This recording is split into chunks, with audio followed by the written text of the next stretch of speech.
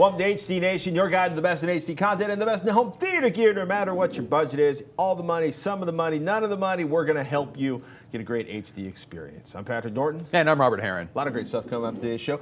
Ceton infiniTV6. Yes. He's got a review. I do. We have some information on some of the issues that cable companies have with 6 tuner cable cards. Totally. And we got a dog pile of news. Oh my goodness. We showed off AllCast recently, the tool that makes it super easy to stream your locally hosted content on Google's Chromecast. Google reports Google pulls the plug on third-party Chromecast streaming app AllCast. What? The rumor is it intentional or not intentional, right? Because Kush on his page is like, Google's latest Chromecast updates intentionally breaks AllCast. And now you could argue that AllCast was kind of permanently in beta and that maybe AllCast used some undocumented features. The Verge reached out to Google and said, hey, what's the story? And Google said, we're excited to bring more content to Chromecast and would like to support all types of apps, including those for local content. It's still early days for the Google Cast SDK, which we just released in developer preview for early development and testing only. We expect that the SDK will continue to change before we launch out of developer preview and want to provide a great experience for users and developers before making the SDK and additional apps more broadly available. Mm-hmm. So it's coming. It's coming. And I hope when they damn well feel like letting us have it. I'm really hoping they just open it up so you can stream your local content, your own content, to that wonderful little USB streaming device. And I have to say, though, there is some cheerful news, though, to be had. Chromecast news. The iOS app is now available for download. Right here. So all of your friends who have the iOS devices, including the iPhone, can now download the app to make setup a lot easier, too. This makes it a lot easier, especially if you're taking your mobile device over to, say, a friend's house that already has a Chromecast and you want to, stream to that device itself. This will just make it easier to find those devices either somewhere else or in your own home and get it working. Oh, yeah. And that's always nice. That's the smell of freshly installed data or applications in any Fresh case. apps. By the way, you might want to update your Apple TV when you get home. Or if you are home, you might want to update it. It's now got apps for Vivo, Disney Channel, Disney XD, the Weather Channel. My mom will be so excited. And Smithsonian. This is, of course, on top of the news earlier this year that Apple was doing a deal with Time Warner to bring cable to Apple TV, which would be much more awesome if, say, I actually got an app store. Dan Fromer at Splat F was basically suggesting it. Maybe all of this activity on Apple TV is a sign that we're finally going to get an app store on Apple TV. And I just want Google Play and Amazon Prime I basically want Google Play, Amazon Prime, and Apple on every single device that I own. Is that too much to ask? Yep. Yes. And if they could bring in some of that App Store loving to the Apple TV product, that's what I would like to see, too. I wonder why it's not there, but probably because they don't have the remote control yet to really play Angry Birds as well as on the Roku. Because the Roku's control with the ability, it's better. Use for the gaming. iPhone as the controller. Now I'm thinking. He's on it. For the budget-minded home theater enthusiasts out there, Epson has released a brand new PowerLite home cinema projector. Nice. The 2030 model. This baby's going to be MHL enabled, 1080p resolution, 3D capable, 2,000 lumens, so that'll work pretty well in a well-lit room. Built-in speakers, so it's going to be very convenient. Big news for me, though, really, was 3 LCD technology. Rather than most of these projectors I see using a single DLP chip or digital light processing, this is using a 3-chip design and at a sub $1,000 price point as well. Now, you add, say, that Roku streaming stick, and you've got a pretty nice little self-contained unit, audio and video, and a nice package that you could project right to the wall if you want and get a big screen image out of it. And I thought that was pretty cool. It's time to change the bulb in my projector. It's getting to be that time. The brightness has been going down. It's several years old. And I'm at the point where it's like, gosh, the bulb is going to cost 1/3 of what I paid for the projector. So maybe I should think about upgrading the projector to something new, except I've got all the 1080p I need. I want deeper, darker blacks. Always. Contrast. Has anyone bought a TiVo Roamio yet? Are they actually shipping them? Yes, they are. There are quite a few owners out there, actually. And it turns out there is basically an issue that some people are experiencing. Reported over at That's Not Funny, they are saying that some owners of the spanking new Roamio Plus or the Pro DVR are finding that their TV service provider isn't supporting the use of all 6 tuners for mega recording goodness. Why? It turns out that they have to push firmware updates to the cards in order for it to be fully compatible. And if they haven't done that, if they're not actively supporting the cable cards they have out there, then basically you may be only to record 4 tuners at once on your 6-tuner product. Now, TiVo is providing a workaround that will force its 6-tuner models to use fewer tuners until those lagging cable TV providers will actually push that firmware update to the cable card that's installed in the box. It's kind of in their ball, though, or in their court to say, what are you going to do next? Will you address this? Hopefully they will soon. Wait, this doesn't sound like it's super in difficult. TiVo's court, or it's in the cable company's court? It's in the cable company's court. Because they're going to deal with it when they feel like dealing with it. Yeah, totally. That is it. And I wonder if anybody at my cable company at Comcast would even know if they had 4 or 6 tuner support. Is that a cruel thing Somebody to ask? does, and that's always the person you want to talk to. There's always one person who has all the knowledge, and they usually only work a short shift every day, I find. And not on the day when you're calling. No! If you're excited about MHL standards, you should rejoice. The mobile high definition link is getting an update. What's that mean? You're going to be able to do cooler stuff with your cell phone over HDMI. If you're living on the bleeding edge of mobile video technology, the MHL Consortium has announced version 3 of the MHL Spec. That's going to bring several improvements to the current version 2 Spec used in many mobile devices. Totally. In addition, the 3L Spec is going to include basically 4K support, or basically 2160p at 30 hertz. That's a $1,000 GPU can barely feed 3D to a monitor. So let's strap your phone to a 4K monitor. Oh, why not? That's cool, though, in the sense that they're just basically quadrupling the resolution support over the current standard that's available in a lot of phones today. Also, simultaneous high-speed data channels, so you'll be able to run data in addition to your video as well. Improved remote control protocol support for peripherals such as like touchscreens, keyboards, and mice. More power for charging, up to 10 watts now. Yes. Backward compatibility with MHL 1 and MHL 2. The latest copy protection schemes, of course, HDCP 2.2 to be specific, and 7.1 surround, complete with Dolby True HD and DTS HD master audio. Actually, I'm not sure if it's master audio or not, but still, good connectors.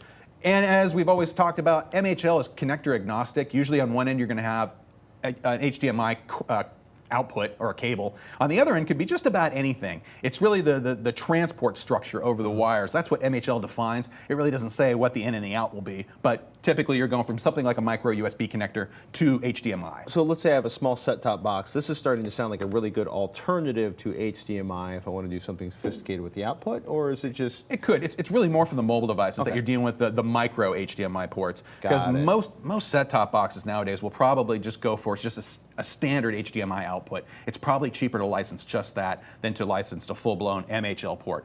But the MHL part, if you needed the power or that data transfer function, that's where you might want to start incorporating something like that. And when we talk about the Roku streaming stick too, that's something that can actually take advantage of the power off of a MHL-enabled HDMI port and not require additional power in order to actually have it function, which is kind of nice. But generally, you're talking mobile devices and getting them connected to your brand new, in this case, 2160p TVs that you may or may not have yet. So, if you're wondering when your mobile device is going to be able to support 2160p video signals and lossless audio tracks and power up a hard drive, the answer is probably soon. We'll be walking around with a DVR in our pocket. That's essentially it. Well, except for the DVR part. It's close. It's a great video player. It's close. It's a 1080p player. It's, well, kind of. Don't even get me started on that. Things are so Well, awesome. actually, it's not a 1080p player. It's an iPhone. It sucks. The iPhone's, I don't know, lackingness actually pushed me over to Android. So for that, I'm thankful. Yeah. Hey, did you know you can build your own cable TV DVR and stop renting equipment from the cable company? Now, compared to a regular cable box, there are some differences worth noting. A do-it-yourself cable box may be unable to receive pay-per-view or on-demand video services.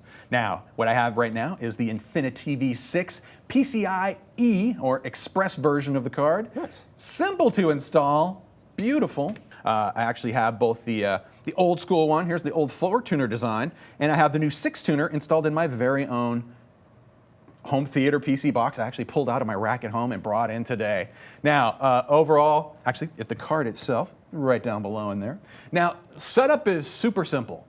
Basically, there's an installer piece of software you download from the infiniTV, the Ceton website. Windows Media Center then pretty much pulls it all together and provides free channel guide information. That really is the key to it all. I'm not having to pay a monthly fee for basically getting what's on TV, that information downloaded every month. That's something that's incorporated into Windows now, Windows 7 and 8 specifically. And with the latest version of Windows, I think you have to pay about $10 to get the new Media Center package added on if you don't already have it. Now, once it's set up and you've registered the card with your cable company and all that's taken care of, usage is pretty standard. When I was recording 6 HD shows at once, I had about a 7% CPU usage on an i3 Sandy Bridge part that I have in my home theater PC. That it seemed low, it felt low, it really wasn't sweating at all to record all of those shows at once. Now, as we were talking about extender products, now this is normally the home theater PC would be connected to your main display, but if it's not, there are extender products where you can then, say, in other rooms of the house, enjoy something like Ceton's Echo, which would provide the same interface, but in a much smaller unit that connects to your network. Also, the Xbox 360 is probably the best known media center extender for Windows as well. That is basically anybody with an Xbox 360 in the home can then add it to your home theater PC that's running this tuner system and essentially receive an identical experience, being the cable guide, the ability to record, the ability to schedule and play back whatever you want. Now, another option from Ceton is their network-enabled tuner. They have the infiniTV6 ETH, or F, or Ethernet, I think it stands for, Bo. $299, but it's network-enabled. You plug this into your local network at home, and then that will provide tuners to any Windows 7 or 8 system that's also connected to your home network. Now, this is really kind of similar to what Silicon Dust does with their HD Home Run Prime. That's a triple tuner product for $199, and that's another way to do, if you don't want to have the dedicated computer running the tuner hardware, you can have the network-enabled tuner that then provides the experience for the other computers in the house to take advantage of. Also, because these are Windows devices too, I hear they work rather well with the Surface line of tablets out there. So if you want to use those as a media extender, if you happen to own one at least, that might be a way to go. But I think there are a lot more people who probably own Xboxes out there. But really, the bottom line for me with a product like this is that if you're tired of paying for the cable company's DVR offerings, and that's really, you kind of got to factor in what you're spending on that, and you want something a bit more do-it-yourself than TiVo is providing, cable card tuners like these can feed a household, even a modestly large household, all the live TV and recorded TV they need.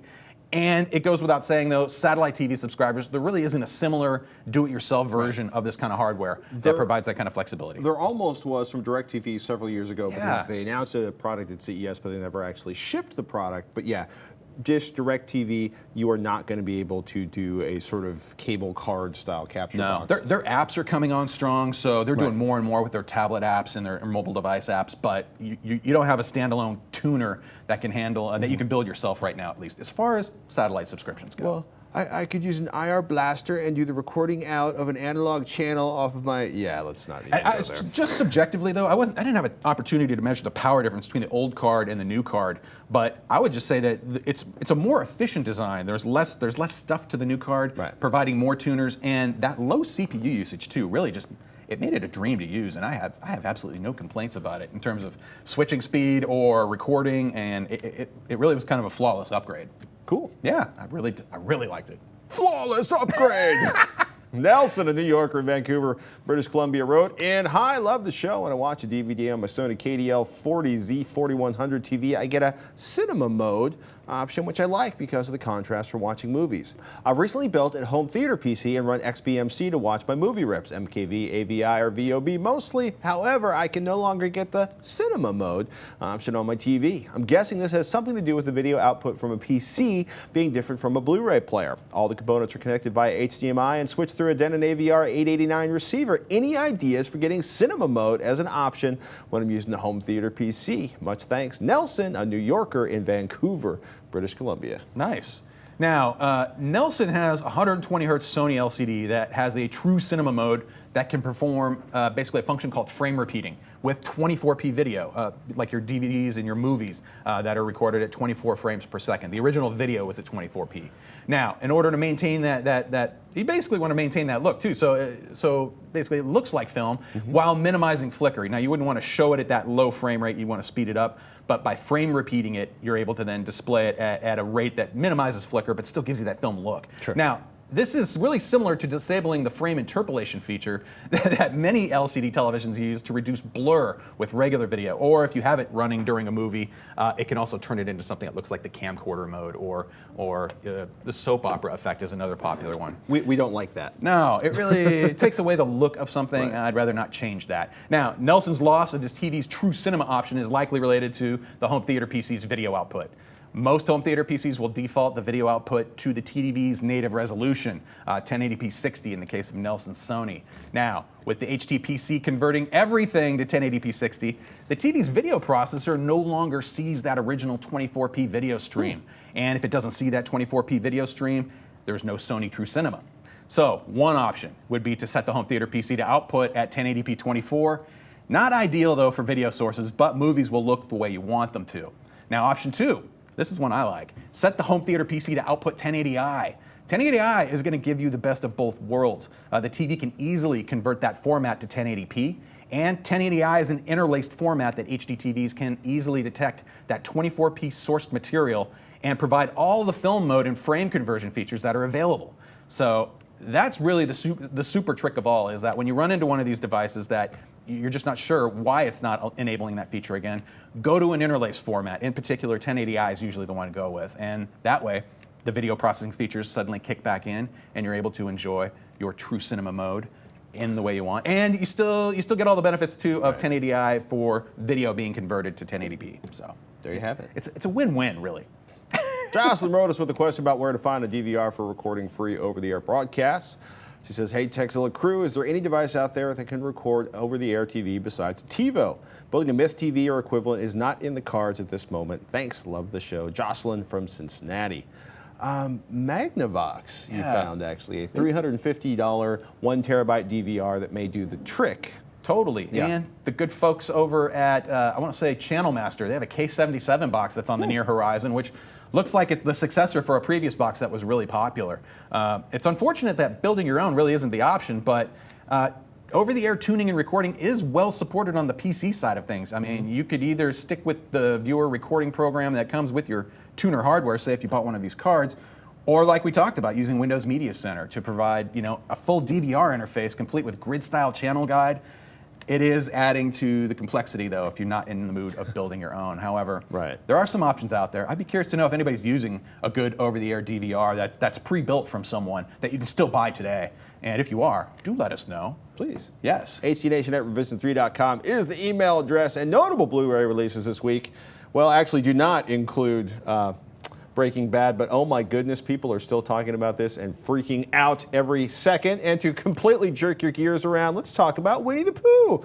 The Many Adventures of Winnie the Pooh out on Blu-ray this week. Great discussion of processing source. Great discussion of processing source and why noise reduction can be a problem on classic films, especially animation. Still a great kids film, but I love the conversation they get into on Blu-ray.com where they talk about noise reduction and its impact on the movie. This is part of a much larger discussion, especially with Disney's back catalog. There's a great Disney classic screenshot comparisons on the Blu-ray forums, forums.blu-ray.com. Oh, cool. And I'm not gonna, well, I'm gonna hit the spoiler here, but it's amazing when you start looking at the differences going from VHS to DVD to Blu-ray and what the sort of processing does to the film and maybe your experience of it. Are you losing detail? Are you making it more approachable for a new generation? Speaking of making classics more approachable for a new generation, The Great Gatsby. I love Baz Luhrmann. This movie might be a hot mess, but the video and audio, well, it's about as unhinged as Moulin Rouge. Looks great. High Def Digest says, watching The Great Gatsby in 2D is a far better experience than seeing it in 3D. At least it was for me, without all the distracting pop-up elements vying for attention and adding a cartoonish quality to what should be a very serious film. That was David Krause at High Def Digest. And Blu-ray.com had the best summary of color I've ever heard. Brassy, brazen, primaries are flashy and shameless, black levels are filthy rich, and contrast is a brightly lit party in and of itself, all of which is precisely as it's intended to be. So, 2D sounds like the way to go, and the 5.1 soundtrack is going to be pretty solid in either version, and you might want to rent it if you didn't see it in the theater, because people are either loving this movie or hating it with not much in between. Good deal. Yeah. Other notable releases this week include the Criterion Collection's To Be or Not to Be, Kon-Tiki, The Painting, and of course The Walking Dead, the complete third season, and Sons of Anarchy Season 5. It is a good week for Blu-rays. Really good. Oh my goodness. Hey, we were talking budget stereos recently, and for reasons I cannot imagine, I forgot to mention the stereo amp budget of the century, LePai's Class T amps, starting at $20 on Amazon.com. Class T amps are tri-path amplifiers, an interesting sort of amp technology, digital amp technology. But there are lots of variations on this, but the LePai 2020A Plus, You know, I've seen it anywhere from like $16 or $17 to $25. It is a really solid entry-level amplifier if you don't want to spend a lot of money. And if you want to start spending more money, just do a search for Class T amplifier, and you'll start getting into some sophisticated ones that even claim to be super audiophile cool guy. Dayton Audio, of course, being the company that makes the $50 speakers that we liked but don't seem to be as well made anymore, but that's a whole nother conversation. Nice. Yeah. Do you use that for just single channel? Do you need multiple amps if you're going to do, like, say, a 4 or 5 channel setup? Or? That's a stereo setup. Okay. So I mean, if you and I got really bored one afternoon, we could probably spend $100 and cobble together a 5.1 or 7.1 surround system out of these LaPi amplifiers. That was but my we thought. need an analog source for each channel. So that might be. We could take a high-end Blu-ray player. Oh no, actually, no. With 7.1 analog. No, here's what we need. Here's what we need. This is awesome. We'd go to Oppo. We get one of Oppo's unbelievably beautiful, freaking, you know, are they $1,000 now? It doesn't matter. They're worth it. They're worth, yes. If you need those features, that's a great Blu-ray okay, player.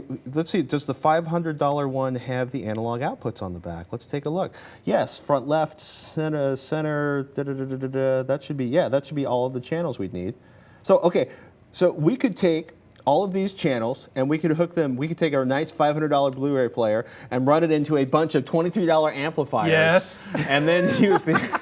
The only problem would be volume control. What a mess. So if the Oppo has a volume control, we're good. If not, you'd have to adjust the volume on all the LaPi amps.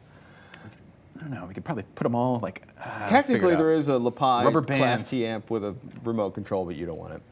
All right, that's it for this episode of HD Nation. HDNation at revision3.com or tweet at HDNation. And please subscribe, revision3.com/HDNation. We want to see you each and every week watching the show. You know it. Hey, and please post any comments, questions, or suggestions right down below. And until next time, thank you for watching.